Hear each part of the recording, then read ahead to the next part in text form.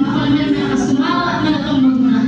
Hindi ko may kukumpara ang sarili ko sa katulad ng dalagang Pilipina dahil madalas ko ako ay manamit ay kulang sa pera.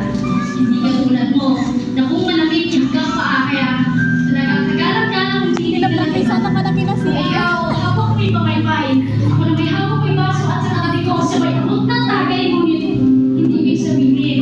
Maniwala na ako sa buhay. Ito kasi ang paraan ko kung para kayo mapaalo may Gago, Tim. Ay, mapapasa na kayo, Day. dito sa mundo puno ng lihim. Katulad ko kaya karami yung bibigil. Ngunit nakakalungkot sapagkat sa maling henerasyon ako naso.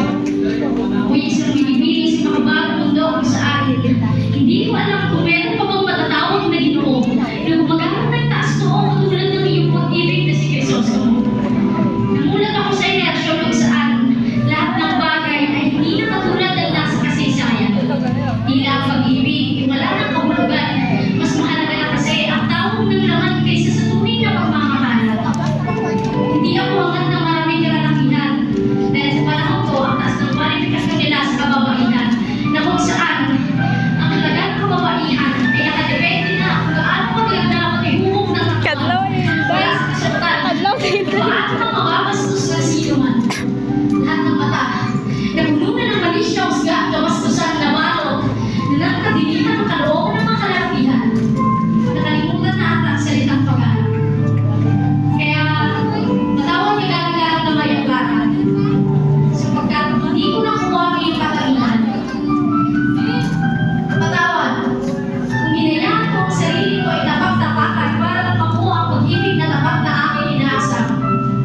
Hinayaan ko ako'y maiwan, paglaruan at katawan ko'y pagsawaan, patawad.